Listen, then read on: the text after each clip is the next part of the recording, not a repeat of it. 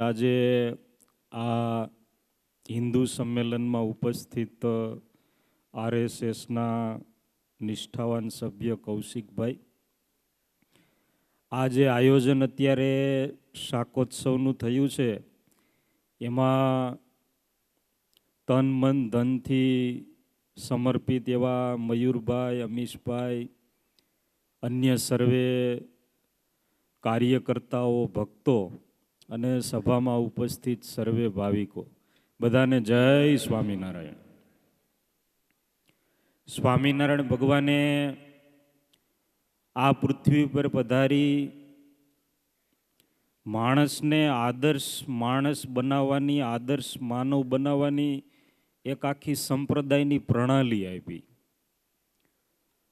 સ્વામિનારાયણ ભગવાન વખતે એવા બધા ભક્તો થયા કે એના આદર્શને લઈને આજે પણ સ્વામિનારાયણ સંપ્રદાયની સુવાસ સમગ્ર દેશમાં, વિશ્વમાં ખૂબ સારી છે.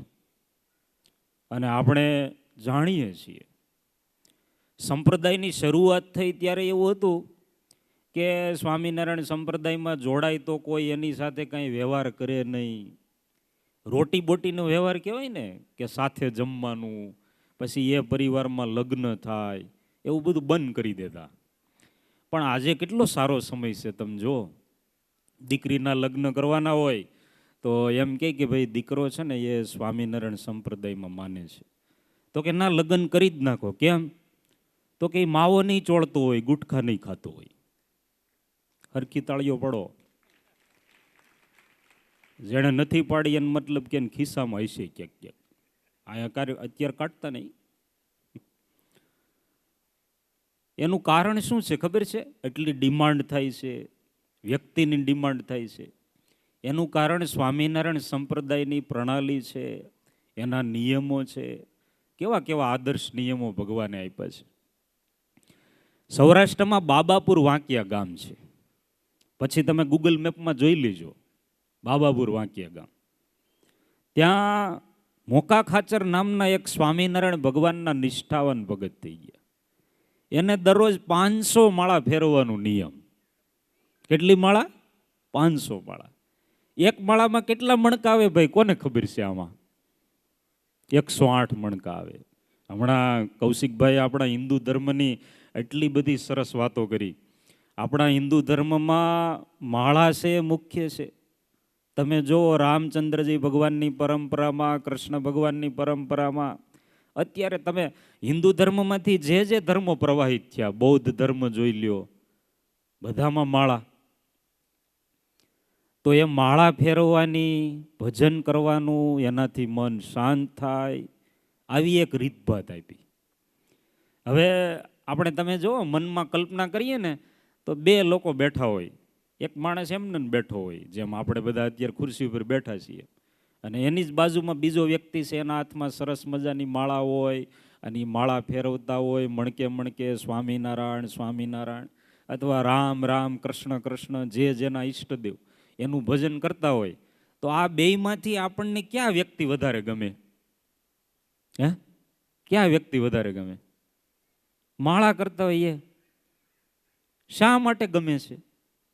તો કે આપણા જીન્સમાં હિન્દુ ધર્મનું લોહી છે, એટલે આપણને ગમે છે. આ મોકા ખાચરને દરરોજ 500 માળા કરવાનું નિયમ. હવે પોતાને વ્યવહાર હોય, પરિવાર હોય, જમીન મોટી, ત્યાં જઈને કામ કરવાનું, છતાંય 500 માળા કરી. પછી થાય એવું કે માળા કરતાં કરતાં બોલાય નહીં. નહીતર ઘણા એવા હોય, એને એક હાથે માળા શરૂ થાય ને બીજા હાથે ફોન શરૂ થાય. એ કોલોબરેશન કેવું લાગે તમે જુઓ. અહીંયા માળા ફેરવતા ને અહીં ફોન રાખ્યો હોય, એ વાતય કરતા જાય ને માળાય કરતા જાય. મલ્ટી ટેલેન્ટેડ હરિભગત. એ કે આપણે એક કામમાં ફોકસ ના કરીએ, એટલી બધી આવડત આપી છે તો બધી જગ્યાએ શક્તિ વાપરીએ. પણ આ ભગત એવું કર્યું કે ભાઈ માળા કરતા કરતા ક્યારેય બોલવાનું નહીં. ઇમરજન્સી બોલવાનું થયું તો 50 માળા પૂરી થાય ને પછી બોલવાનું. આવું નિયમ. કોઈ પણ વ્યક્તિ હોય એનું વ્યક્તિત્વ સારું થતું જાય તો બધાય રાજી થાય એવું ના હોય. ઘણાને તકલીફ પણ પડે. અને તકલીફ કોને પડે તો કે સાથે રહેતા હોય એને પડે. હમણાં ઉત્તરાયણ ગઈ તો કે ભાઈ વડોદરાવાળા કંઈ તારાપુરવાળાને પતંગ કાપવા ન આવે, એટલી બધી દોર લાવી ક્યાંથી? તારાપુરવાળા જ તારાપુરની પતંગ કાપે. એટલે આપણે અહીં કંઈ ઉલ્લેખ નથી કરવો કોણ કોની કાપે છે. હકીકત તો પતંગ ઉત્સવ છે ને એ આનંદ માટે થયો હતો કે ભાઈ પવનની દિશા બદલે છે તો પતંગ ઉડાડવાની. પછી કાપવાનું ક્યાંથી શરૂ થયું એ એમાંય મળતું નથી. પતંગમાં, પરિવારમાં, સમાજમાં, બધે કાપવાનું ક્યાંથી આવ્યું એ કાંઈ હાથમાં નથી આવતું. એટલે હમણાં કૌશિકભાઈએ સૂત્ર આપ્યું કે બટોગે તો કટોગે. સેટ થાય છે, જેટલું જેટલું કપાશે એટલી તકલીફ પડશે, સંગઠિત થશે એટલું સારું રહેશે. તકલીફ આજુબાજુવાળાને જ પડે. રામચંદ્રજી ભગવાન હતા, એને રાવણ કેવા આવ્યો હતો કે તમે જંગલમાં આવો બધાને લઈને? હે, રામચંદ્રજી ભગવાન જંગલમાં શા માટે ગયા? શા માટે ગયા? પાછા ક્યારે ગયા ખબર છે? એમના લગ્ન થઈ ગયા છે અને બીજે દિવસે એમનો રાજ્યાભિષેક થવાનો છે. પૃથ્વી પરનું એ વખતનું સૌથી મોટું રાજ્ય અવધ રાજ્ય કહેવાય. કવિ કાલિદાસે રઘુવંશમાં 18 સર્ગ લખી નાખ્યા. એવડી મોટી પરંપરા રામ રાજ્યની, એના રાજા થવાના છે. એટલે કેટલી તૈયારી થતી હોય, આખું નગર શણગારેલું છે અને આનંદ ઉત્સવ છે. અને એમાં એમને કહી દેવામાં આવે છે કે હવે કાલે છે ને તમારે જંગલમાં જવાનું છે. અત્યારે તો બધા લગ્ન કર્યા પછી લગભગ રિસેપ્શન કરતા હોય સારામાં સારું. કોઈ જંગલમાં ના જાય, ફરવા જાય એવા ટ્રેન્ડ પ્રમાણે. આમને તો જંગલમાં જવાનું. અને એ કોણ કહે છે એમને? એમના પિતા કહે છે. આપણા હિન્દુ ધર્મની પરંપરા જો તમે મુસ્લિમોમાં ઘણી જગ્યાએ સાંભળ્યું છે કે પિતા પાસેથી રાજ્ય હડપી લેવા માટે પિતાને મારી નાખવામાં આવે, ભાઈને મારી નાખવામાં આવે. આપણા હિન્દુ ધર્મની પરંપરામાં ક્યાંય નહીં, ક્યાંય નહીં. હા, વધ કરવામાં આવે, યુદ્ધ કરવામાં આવે તો સત્ય માટે કરવામાં આવે, રાજ્ય હડપવા માટે નહીં. પિતા એમ કહી દે છે કે આવતીકાલથી તમારે જંગલમાં જવાનું, આંટો મારવા નહીં, 14 વર્ષ માટે. હવે પિતાએ કીધું તું આ આવ્યું તું ક્યાંથી? કઈ માતા પાસેથી. કઈ માતાએ તો 2 રામાયણમાં લખ્યું છે, વાલ્મીકી રામાયણમાં લખ્યું છે ને તુલસી રામાયણમાં લખ્યું છે કે સમાચાર મળ્યા કે આવતીકાલે રામચંદ્રજી ભગવાન છે, રામ છે, એ ગાદીએ બેસવાના છે. તો કઈ માતાને તો આનંદ જ હતો, એને કઈ બહુ વાંધો નહોતો. એ તો આનંદમાં ગીત ગાતા હતા. પણ તકલીફ કોને હતી ખબર છે? દાસીને, મંથરાને. દાસીનું કામ શું હોય? અત્યારના સમયમાં કહીએ તો જે નોકર ચાકર હોય એ શું કરતા હોય તો કે કચરા પોતા કરે. કઈ માતાનો જે અંતઃપુર હતું ને એના મુખ્ય દાસી મંથરા હતા. અને એ કરિયાવરમાં ભેગા આવ્યા હતા. એટલે કરિયાવરમાં શું શું લેવું એ ધ્યાન રાખવું પડે. આમાં કરિયાવર પછી મોંઘો પડે પાછળથી. મંથરા હતા, એ દાસી હતા અને એ ભેગા જ આવ્યા હતા પિયરમાંથી. એને બહુ પેટમાં બળતરા થઈ. એ કે ભાઈ આ તો રામ છે એ રાજા બનશે તો મારે તો આખી જિંદગી કચરા પોતા જ કરવાના ને, એ જ કરવાનું ને. ભરત રાજા બને ને તો પછી મારો વટ પડે. આપણે ચીફ, દાસીમાં ચીફ થઈ શકીએ, એમ હેડ થઈ શકીએ. તો એના માટે શું કરવું પડે તો કે પહેલાં વરદાન યાદ કરાવવા પડે કઈને. એટલે પછી કઈ માતાને બોલાવ્યા અને સમજાવ્યા. અને આમાંય મહિલાઓ ભેગા થાય એટલે બહુ એકદમ માઇક્રો પ્લાનિંગ થાય. એક પત્રકાર નીકળ્યા તો 4-5 મહિલાઓ બેઠા હતા, એકદમ મૌન હતા. તો કે કેમ આજ કોઈ કાંઈ વાત કરતા નથી, બધા મૌન છે? તો કે બધા હાજર છે, હવે કોની કાપવી આપણે? બધા હાજર હોય પછી કોની શરૂ કરવી આમાં? એટલે વ્યવસ્થિત પ્લાનિંગ કરીને પછી સમજાઈ દીધું. કઈ માતાએ દશરથ રાજાને કીધું, દશરથ રાજાએ રામચંદ્રજી ભગવાનને કીધું અને રામચંદ્રજી ભગવાન નીકળી ગયા જંગલમાં. જો આજે આવું થાય ને, બને એવું કદાચ, ચાલો માનો, તો સૌથી પહેલાં તો આપણે તપાસ કરીએ કે મારા પપ્પાને કીધું કોણે કે મારે જંગલમાં જવાનું છે. પહેલાં તો દાસીને પકડીને બરાબર જેમ કચરા પોતામાં બોલું પોતું નીચો અને એમ નીચોવી નાખે, પછી જંગલમાં જવાનું પછી રાખીએ આપણે. રામચંદ્રજી ભગવાન આવી કાંઈ તપાસ કરતા નથી અને 14 વર્ષ માટે જંગલમાં નીકળી જાય છે. મારે તો એ કહેવું છે કે ઘરમાં રહેનારા હોય એ જ તકલીફ કરે, એટલા માટે સંપ રાખવાનો હોય, એટલા માટે સદભાવના રાખવાની હોય. જુદું તો તરત પડી જવાય, ભેગું રહેવા માટે કમિટમેન્ટની જરૂર હોય. જુદું તો તરત પડી જવાય. એક દાસીના સંકલ્પથી આપણા સમગ્ર ભારત વર્ષના ભગવાન કહેવાય એવા રામચંદ્રજી ભગવાન 14 વર્ષ માટે જંગલમાં જતા રહ્યા. આ આપણને શીખવાડે છે કે ભાઈ નોકર નોકરાણી રાખવાને તો ઇન્ટરવ્યૂ હરખું લઈ લેવાનું. મંથરા જેવા તો આવી જ ન જવા જોઈએ, નહીતર તકલીફ. એટલે ઘરમાં જ હોય, આ તકલીફ ઘરમાં જ થાય, ઘરમાંથી જ. માણસોને પ્રશ્ન પરિવારમાંથી જ આવે, બહારથી ના આવે. તમને ખબર છે તાજ હોટલ ઉપર ટેરરિસ્ટે હુમલો કરેલો અને લગભગ 3 દિવસ સુધી સતત બધું લાઈવ ચાલતું હતું, બધું મીડિયામાં બધી, બરાબર ને? ખબર છે ને બધાને? ઓકે. તો તમે ત્યારે સવાર બપોર સાંજ જમી લેતા હતા? બધા આ નથી પડતા, કેમ ભૂખ્યા રહેતા હતા? દેશમાં જલ્દી શાંતિ પ્રગટે એટલે અમે હમણાં જમશું નહીં. જમી લેતા હતા ને 3 ટાઈમ, પછી રાત્રે સૂઈ જતા હતા. સવારે ઉઠીને પાછું વળી અડધી કલાક ટીવીમાં જોઈ લઈ કે ભાઈ કેમ થયું, કોઈ પકડાણું કે નહીં, એમ કસાબ જીવતો હાથમાં આવ્યો કે મરેલો, આવું બધું જોયા કરતા હતા. પણ પછી ઓફિસે જતા રહે, વાડીવાળા હોય તો વાડીએ જઈ આવે, પાછા આવીને વળી થોડીક ટીવી જોઈ લે. આવું 3-4 દિવસ ચાલ્યું ને પછી આખું રેસ્ક્યુ પત્યું ને આપણું આર્મી છે એણે બધાને કવર અપ કરી લીધા, જીવતા મળ્યા કે મરેલા મળ્યા, જે કંઈ થયું તે.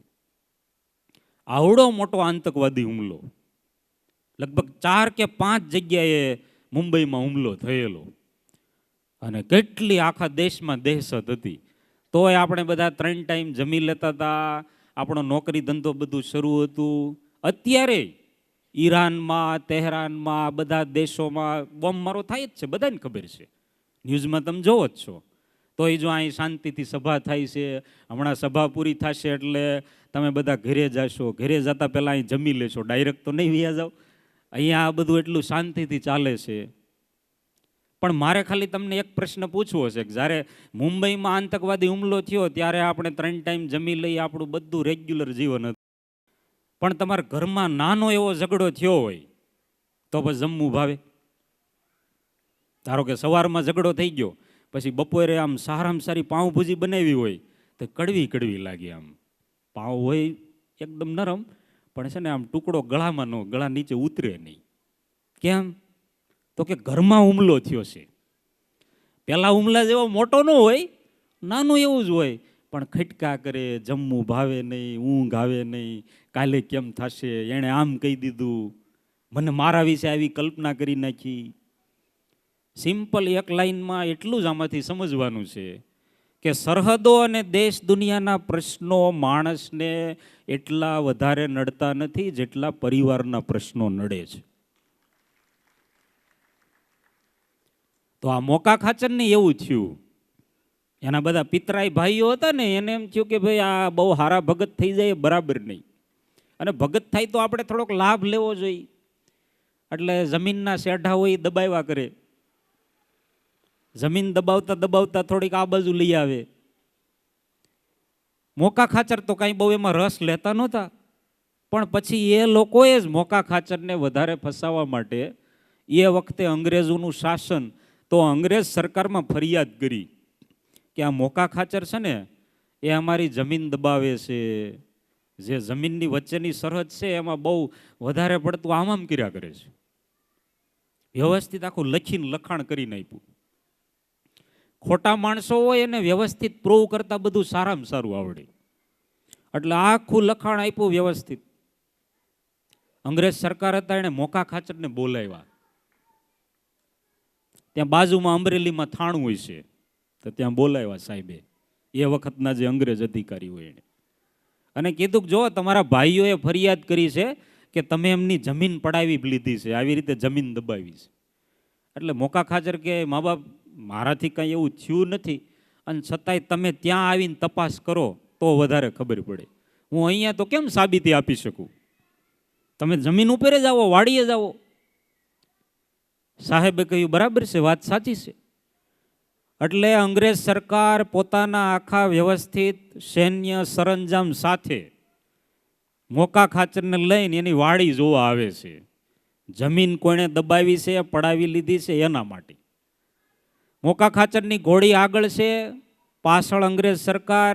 એ તો એના સિગ્રામમાં એ સમય પ્રમાણે જે વ્યવસ્થા હોય એમાં બેઠા હોય અધિકારી સાહેબ, સાથે નાના મોટા સૈનિકો હોય, સિક્યુરિટી હોય, અને આખો કાફલો ચાલ્યો જાય છે. નિયમ પ્રમાણે મોકા ખાચર છે એ ઘોડી ઉપર બેઠા બેઠા માળા કરતા હતા. એમની ઘોડી પણ ટેવાઈ ગઈ હતી કે અમારા માલિક છે એ માળા કરતા હોય ત્યારે આ પ્રમાણે ચાલવાનું. ટેવાઈ જાય લોકો. આપણા પ્રેમ પ્રકાશ પુરાણી સામે વાત કરતા કે ગામડામાં ખેડૂત હોય ને એને માવો ખાવાનું વ્યસન હોય. માવો એટલે ઓલો દૂધનો માવો નહીં, જે આપણે ગુટખા ને એ બધું તમાકુનો માવો આવે એવું કાંઈ પણ ખાવાનું વ્યસન હોય. એટલે ખેડૂત હોય એ બળદગાડું જોડી અને પછી વાડીએ જાય તો એની શેરીમાંથી બળદગાડું આમ મુખ્ય શેરીમાં આવે ને પછી મુખ્ય રોડ ઉપર આવે, અને જેવું ગલ્લા આગળ બળદગાડું આવે ને એટલે બળદ ઊભો રહી જાય. બળદને ખબર પડી જાય. અને અહીંયા છે ને પેલો ગલ્લાવાળો દુકાનવાળો હોય ને એની બરાબર પાકી ખબર જ હોય કે આ ભાઈ એટલા વાગે નીકળશે, એટલે એણે વ્યવસ્થિત તૈયાર કરી જ રાખ્યું હોય. અને એ પછી અહીંથી આમ કરીને આમ ઘા કરે અને પેલા ભાઈ કેચ કરે એટલે બળદ હાલતા થઈ જાય કે ભાઈ અમારા માલિકનો ચારો આજનો મળી ગયો, હાલો હવે. પછી ગાડી આગળ, બ્રેકની જરૂર નહીં, હોર્નની જરૂર નહીં, કાંઈ જરૂર જ નહીં. એટલે બળદની ખબર પડી ગઈ હોય. વ્યસન એટલા ભયંકર થઈ ગયા છે. આપણે અમીશભાઈના પપ્પા કહેતા હતા કે સ્વામી વ્યસન ઉપર તમે વાત કરજો.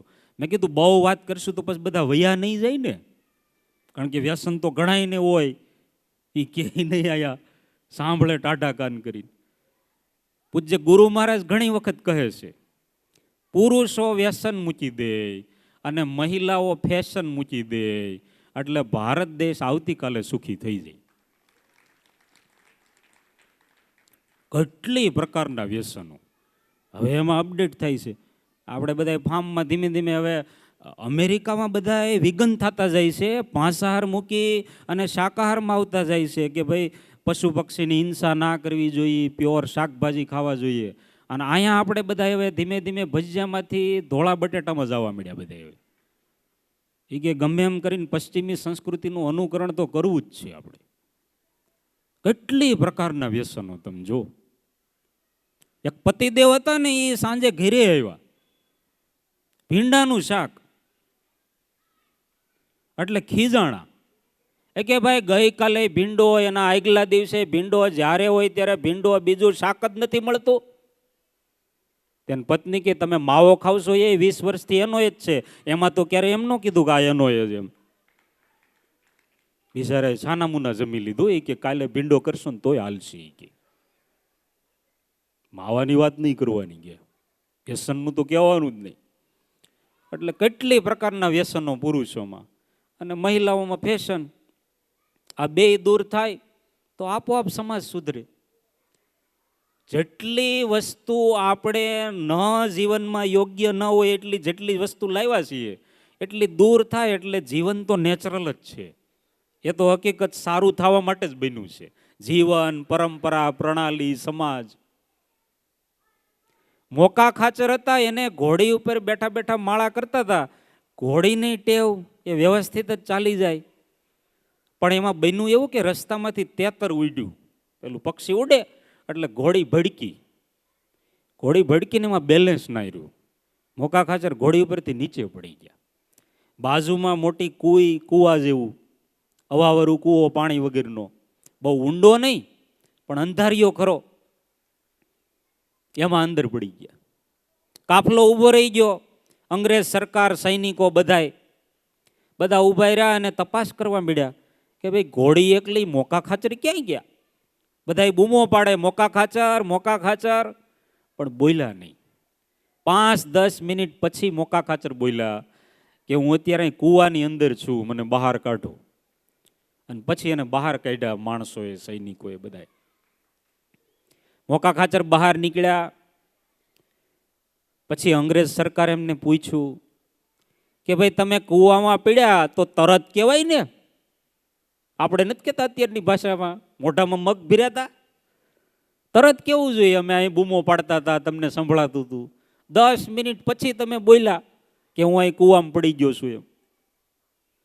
આવું કેમ કર્યું? ત્યારે મોકા ખાચરે પેલા અંગ્રેજ અધિકારીને કીધું કે મારે મારા સ્વામિનારાયણ ભગવાનની દરરોજ 500 માળા કરવાનો નિયમ છે. એમાં વચ્ચે બોલવાનું ઇમરજન્સી થાય તો 50 માળા પૂરી થાય ને પછી જ હું બોલી શકું. હું કૂવામાં પડ્યો ત્યારે મારી 40મી માળા શરૂ હતી, એટલે 50 માળા પૂરી થયા પછી મેં હોંકારો દીધો ને પછી હું બોલ્યો. અંગ્રેજ સરકાર ભેટી પડ્યા કે જેને 500 માળા કરવાનું નિયમ હોય, 50 માળા પૂરી કર્યા પછી જ બોલતા હોય, એ ક્યારેય કોઈની જમીન પડાવી લે નહીં. અત્યારથી ચુકાદો અમે તમારા પક્ષમાં આપીએ છીએ. આ આદર્શ આપણને મળ્યો છે. આપણું જીવન અને આપણી ટેવ બંને એક છે. આપણા જીવનમાં સારી ટેવો હોય તો આપણું જીવન સારું. આપણા જીવનમાં જો સારી ટેવો ના હોય તો આપણું જીવન સારું ના કહેવાય, ખરાબ કહેવાય. જેવી ટેવ પાડીએ એવું આપણું જીવન થાય. શિક્ષાપત્રીને 200 વર્ષ પૂરા થયા આ વર્ષે. હવે 201મું વર્ષ. શિક્ષાપત્રીનો સાર શું છે? સારી ટેવોથી જીવનને મઢી દેવાનું, એ આપણે કરવાનું છે. આમાં એવું છે કે ટેવ બદલે ને તો જીવન બદલે. ધ્યાન રાખવું પડે. એક છોકરો હતો ને, એને સિગરેટ પીવાનું વ્યસન. એટલે એના માતા પિતાએ કીધું કે ભાઈ આને ઘણી વખત કીધું છતાં સિગરેટ મૂકતો નથી, તો હવે એને યોગાના ક્લાસમાં મોકલીએ. એટલે યોગના ક્લાસ જોઈન કરાવ્યા. દરરોજ 1 કલાક એને યોગા કરવા જવાના. મહિના પછી છોકરો પજેથી સિગરેટ પીવા મળ્યો. હજી ઘણે લાઈટ ના થઈ. વાંધો નહીં, પણ ધીમે ધીમે થશે. અહીંયા મોટી વાઇટવાળા ફટાકડા વધારે લાગે છે. ફૂટે તો જોરદાર અવાજ આવે, ફૂટે તો.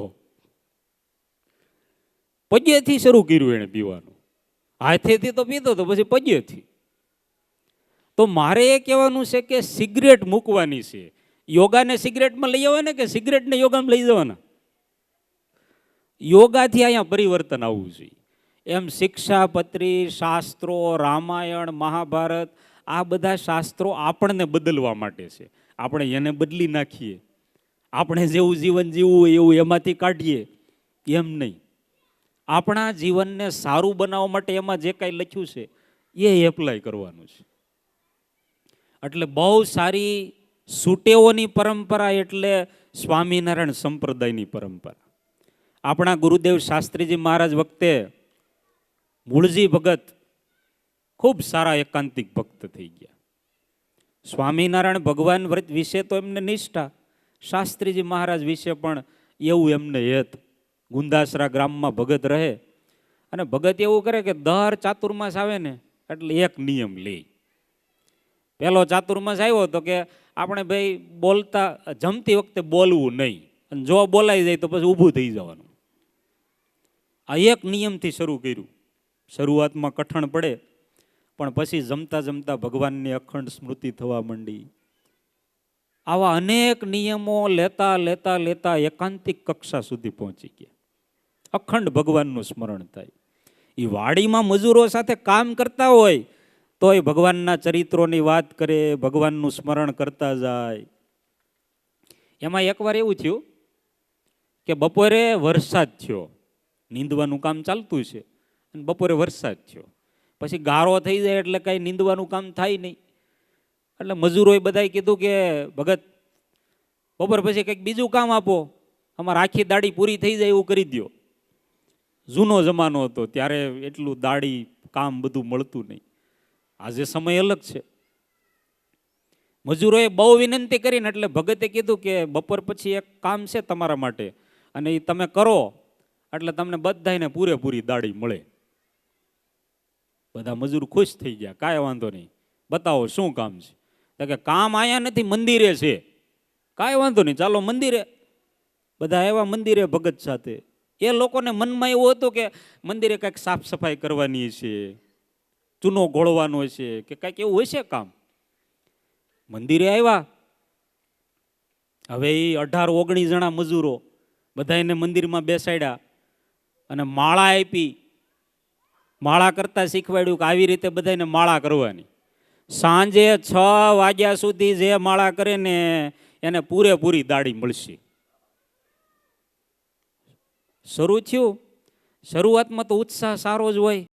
નવા નવા હરિભગત હોય ને એ માળા કરતા હોય તો બહુ સ્પીડથી કરતા હોય. પછી ધીમે ધીમે ઓછું થવા મળે. નવા નવા હરિભગત હોય તો એ સંતોને પગે લાગે ને તો એ પગ ઘહી ઘહીને પગે લાગે. અમારે પગ ધોવા ન પડે 2-3 દી. પણ પછી ધીમે ધીમે ગોઠણે લાગવા મળે. પછી ધીમે ધીમે ખંભે આવી જાય. પછી ઘણા માથે લાગી જતા હોય છે અને એના આશીર્વાદથી અમારે કેટલા કામ થઈ જાય. પછી ધીમે ધીમે આગળ વધતા જાય. શરૂઆતમાં સત્સંગ બહુ દિવ્ય લાગે. નવા હરિભગત થયા હોય ને તો એ બહુ દિવ્ય લાગે એને. એટલે આપણા ગુરુ મહારાજ કહે છે ને કે નવા નવા હરિભગત હોય ને જો ધામમાં જાય તો સીધા અક્ષરધામમાં જાય. પછી જૂના થતા જાય એમ પછી ધીમે ધીમે ધીમે બીજું ભળતું જાય બધું. નવા નવા હોય ત્યારે તો દિવ્ય સત્સંગ લાગતો હોય. એટલે માળા એવી થાય. એમ મજૂરોએ પહેલી વખત માળા હાથમાં લીધી હતી. બધા ખુશ થતા હતા. ટાઢે સાંઈડે બેસવાનું, માટલાનું ઠંડુ પાણી પીવા મળે, કાંટા વાગે નહીં, કાંકરા વાગે નહીં, તડકો લાગે નહીં, અને બસ બેઠા બેઠા માળા જ કરવાની. ભગત આવું કામ દરરોજ હોય તો તમે કહી દેજો. ભગત કે આજે તો કરો, કાલનું પછી જોયું જશે. શરૂઆતમાં વાંધો ન આવ્યો. 1.5-2 કલાક થઈ.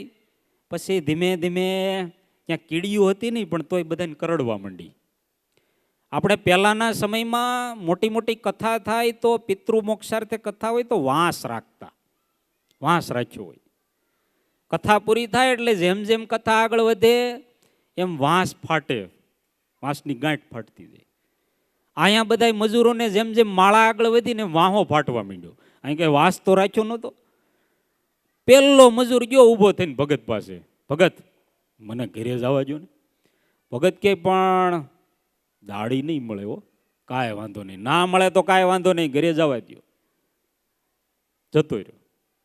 5 મિનિટથી એટલે બીજો મજૂર, પછી ત્રીજો મજૂર. ભગત ત્યાં સુધી કહેવા મળ્યા કે ભાઈ દાઢી નહીં મળે હો. તો કે દાઢી હવે ભગત ગઈકાલની બાકી હતી, નહીં આપો તો હાલશે, પણ અમને જવા દો. પહેલી 1 કલાકમાં વાંધો ન આવ્યો. બીજી 1 કલાક પૂરી થઈ ને તો મંદિરમાં ઠાકોરજી ને ભગત બે જ બેઠા હતા. બધાય મજૂર જતા રહ્યા. આ પ્રસંગ ઉપરથી સાબિત શું થાય છે કે જો ટેવ ના પાડી હોય ભજન કરવાની તો પૈસા આપે ને તોય ભજન ના થાય, માળા ના થાય, સારું જીવન ના જીવી શકાય. ટેવ પાડવી પડે. સિમ્પલ ઉપાય છે. આપણે કોઈ માણસને એમ કહી દઈએ કે અમે તમને એટલા પૈસા આપી દઈશું એટલે તમે ભગવાનનું ભજન કરવા માંડો, ભગવાનમાં જોડાઈ જાઓ, એવી રીતે ના થાય. એ તો જીવન જ ઘડવું પડે. અને એ આવા આદર્શથી જ ઘડાય. શિક્ષાપત્રીથી, એવા હરિભક્તોના સંઘથી, એવા સંતોના સંઘથી. એટલે આ પરંપરા આપણને મળી છે. મોકા ખાચરની વાત હોય કે મૂળજી ભગતની વાત હોય, એના જીવનમાંથી આપણે એટલું જ શીખવાનું છે કે આપણે આપણા જીવનમાં આવી કોઈક એવી ટેવ પાડીએ. કૌશિકભાઈ એક વાત કરી કે મંદિર અને કૂવો. દરેક ગામમાં એક મંદિર હોવું જોઈએ, દરેક ગામમાં એક કૂવો હોવો જોઈએ. બરાબર. અહીંયા તારાપુરમાં મંદિર છે જ ને. ઓકે, કેટલા મંદિર જાય છે? આપણે હાથ ઊંચો કરાવીએ, કેટલા મંદિરે જાય છે? જો જાહેર મંદિરમાં અહીં કૌશિકભાઈ પાછળ જ બેઠા છે ને, એ જોવે જ છે. જાહેર મંદિરમાં આ રિઝલ્ટ છે. બરાબર. હવે ઘર મંદિરમાં વાત કરીએ ને આપણે, તો મોટા ભાગે ઘર મંદિરમાં કેવું હોય ખબર? ઘર મંદિરનો મોટા ભાગનો હવાલો પુરુષો છે ને એણે કોન્ટ્રાક્ટ સાથે મહિલાઓને આપી દીધો હોય. એ કે સવારે તમારે દીવા કરી નાખવાના, સાંજે આરતી કરી નાખવાની, જમાડી દેવાના, ભગવાનને પોઢાડી દેવાના. અમારે છે ને પડદાવાળા જ મંદિર મેળ આવે. પડદો ખુલ્લો હોય એમને સેટ જ નથી આવતું. કે ખાલી મોબાઈલનો પડદો જ ઓન જોઈએ અમારે. ઘર મંદિરમાં કોણ સેવા પૂજા કોણ કરે? કોણ આરતી કરે? કોણ પ્રાર્થના કરે? 24 કલાકનો દિવસ આપણી પાસે છે. બરાબર.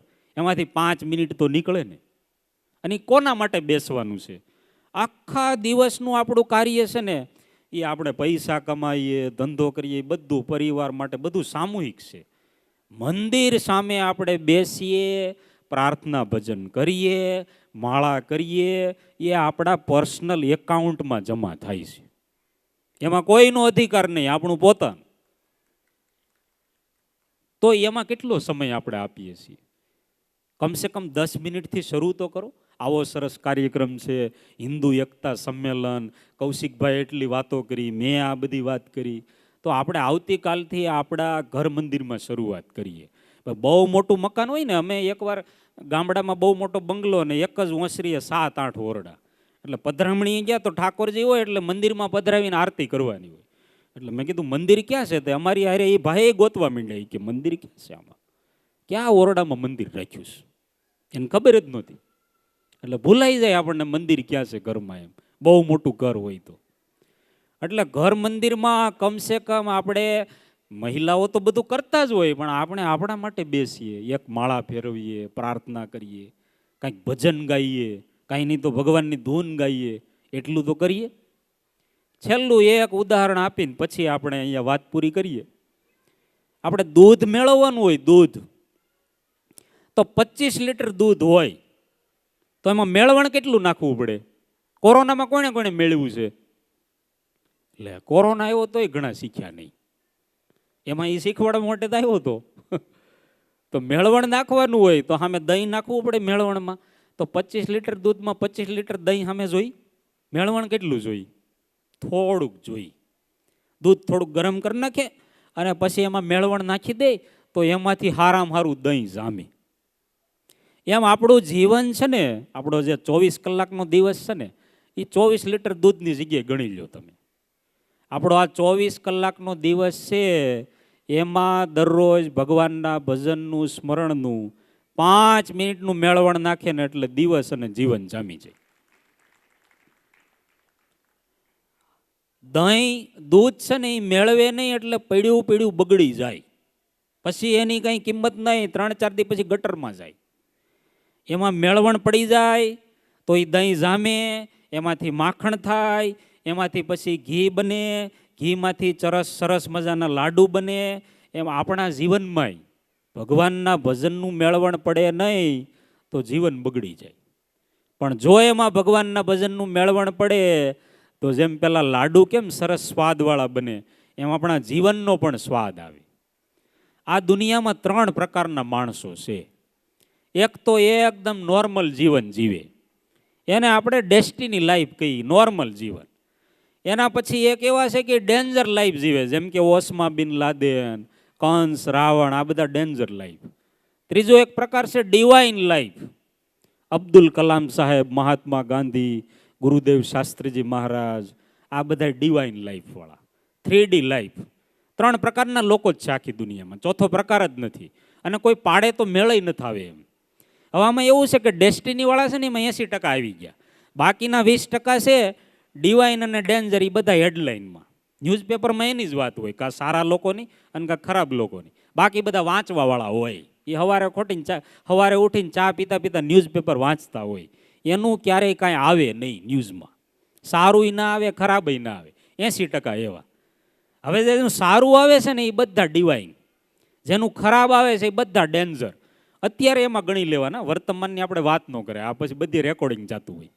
પણ જે કોઈ બધા ડેન્જર થઈ ગયા એ બધાય એની સામે પછી ડિવાઇન છે તો એ પેલા 20%માં જ આવે. મારે તો એ કેવું છે કે જે ડિવાઇન કેટેગરીમાં, દિવ્ય જીવનની કેટેગરીમાં આવે છે ને એ બધાએ પોતાના જીવનનું દૂધનું વ્યવસ્થિત મેળવણ નાખ્યું છે બધાએ, એટલે એ દિવ્ય જીવન જીવી શક્યા છે. તો આપણે આપણા જીવનમાં ભગવાનનું મંદિર હોય, ભગવાનનું સ્મરણ હોય, એની સાથે જોડાઈએ, સારી ટેવ કેળવીએ ભગવાનના સ્મરણની, સત્સંગની. આવો સરસ માહોલ છે, હિન્દુ એકતા સંમેલન, શાકોત્સવ, એટલા સંતો આપણી વચ્ચે ઉપસ્થિત છે. તો આપણે બધા એવો સંકલ્પ કરીએ કે આપણા જીવનમાં ભગવાનના સ્મરણની સારી ટેવથી આપણા જીવનને આપણે સુવાસિત કરીશું. એવા સંકલ્પ સાથે, પ્રાર્થના સાથે હું વિરમું છું. બધાને જય સ્વામિનારાયણ. શ્રી અચલજીવનદાસજી સ્વામીએ ખૂબ મનનીય પ્રવચન આપ્યું. આજે આપણી વચ્ચે આટલા સંતો વિવિધ સ્થાનથી પધારેલા છે, જેઓનું આપણે પુષ્પમાળાથી એમનું ભાવપૂજન કરવું છે. તો હું જે ભક્તોને યાદ કરું તે સર્વે ભક્તો સત્વરે સ્ટેજ ઉપર આવી અને પૂજ્ય સંતોના પૂજનમાં જોડાશે. પરમ પૂજ્યપાદ ત્યાગ વલ્લભદાસજી સ્વામી વિદ્યાનગર ગુરુકુલથી પધાર્યા છે. એમના પૂજન માટે જિજ્ઞેશભાઈ પટેલ આવી તારાપુરવાળા જેઓ આવશે. ત્યારબાદ રાજેશભાઈ પટેલ તારાપુરવાળા યુએસએ. હાલ જે ભક્તો અહીં ઉપસ્થિત હોય તો ઝડપથી આવી જજો, સમય બગાડ્યા વગર, નહીંતર તમારે જમવામાં મોડું થશે. જેટલો તમે સમય બગાડશો એટલો તમને નુકસાની છે, એટલે ઊભા થઈને આવી જજો જલ્દી. સુનિલભાઈ પટેલ તારાપુરવાળા, યોગેશભાઈ પટેલ તારાપુરવાળા, રોહિતભાઈ પટેલ હાલ યુએસએ, દિલીપભાઈ પટેલ તારાપુરવાળા, જીતેન્દ્રભાઈ પટેલ જેતપુર પાવી, ડૉક્ટર કૌશિકભાઈ પાવી જેતપુર, રાહુલભાઈ ધોબી જેતપુર પાવી, હિરેનભાઈ પંચાલ જેતપુર પાવી, અરવિંદભાઈ પટેલ પાવી જેતપુર, કલ્પેશભાઈ બારૈયા પાવી જેતપુર, વૈભવભાઈ પટેલ પાવી જેતપુર અને સતીશભાઈ શાહ પાવી જેતપુર હાલ યુએસએ, ગિરીશભાઈ પટેલ તારાપુર. જે ભક્તો આવી અને સત્વરે પૂજ્ય સંતોના પૂજનમાં જોડાશે. વિશેષ મહારાજ નાના મંદિરથી છોટા પાવી જેતપુરથી નાના મંદિરથી સંત ભક્તો પધાર્યા છે, વૈષ્ણવાચાર્ય ભક્તો છે, જેઓ આવી અને પૂજ્ય ત્યાગ વલ્લભદાસજી સ્વામીના પૂજનમાં જોડાશે. જયદેવભાઈ શાસ્ત્રી જેતપુર પાવી, જેઓ આવીને પણ પૂજ્ય સંતોના પૂજનમાં જોડાશે. જે ભક્તોના નામ લેવાયા છે એ ભક્તો સત્વરે પહોંચી જજો. હવે વિશેષ સમયને ન બગાડતા આપણે કાર્યક્રમને આગળ વધારવાનો છે. જે સંતોના પૂજનમાં જોડાયા છે ભક્તોને થોડી ઉતાવળ રાખી. કૌશિકભાઈ વરિયા છે, જેઓ આવી અને પૂજ્ય સંતોના પૂજ્ય ત્યાગ વલ્લભદાસજી સ્વામીના પૂજનમાં જોડાશે. વિશેષ સમય ન લેતા આપણે